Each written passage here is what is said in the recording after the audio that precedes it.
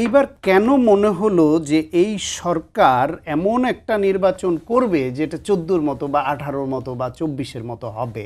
তাহলেই গণঅভ্যুত্থান হলো কেন?